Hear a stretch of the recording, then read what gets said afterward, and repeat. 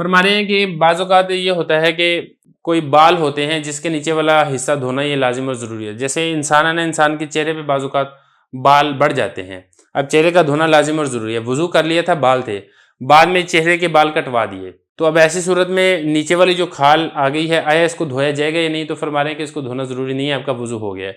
या इसी तरीके से जो मूँछें हैं, जैसे मेरी अब मूँछें काफ़ी आई हुई हैं, तो मूँछों के होते हुए वुज़ू कर लिया, बाद में मूँछें कटवा दी, नीचे वाली खाल नज़र आने लगी, तो अब आया नीचे वाली खाल को धोया जाएगा या नहीं?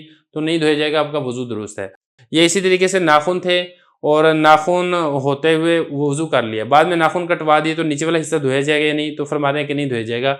एक सूरत में धोया जाएगा, वो मैंने आपको बता दिया। नाख़ून लंबे हों कि वो उँगलियों के पोरों को ढाँप लें, वहाँ तक पानी ना पहुँचे, तो वो तो वैसे भी वहाँ तक पानी पहुँचाना ही लाज़िम और ज़रूरी है। फरमा रहे हैं कि मसा यानी सर का मसा, अब ये मसे वाली बात रह गई थी, उसको भी समझ लें। अब देखें, बाल थे सर के ऊपर, मसा कर लिया, बाद में हलक यानी उस तरह फिरवा लिया, तो अब आया जो टिंड है, इसके ऊपर दोबारा मसा किया जाएगा? फरमा रहे हैं कि नहीं, मसा नहीं किया जाएगा और इसी तरीके से धोया भी नहीं जाएगा बालों की जगह में, बादा हल्की उस बालों को कटवाने के बाद, और ना ही धोया जाएगा उस जगह को नाख़ूनों के कटवाने के बाद। और इसी तरीके से जो शारिब है यानी जो मूँछें हैं, ये आपने कटवा दी हैं, तो इसके बाद नीचे वाला जो हिस्सा है इसका धोना लाज़िम और ज़रूरी नहीं है।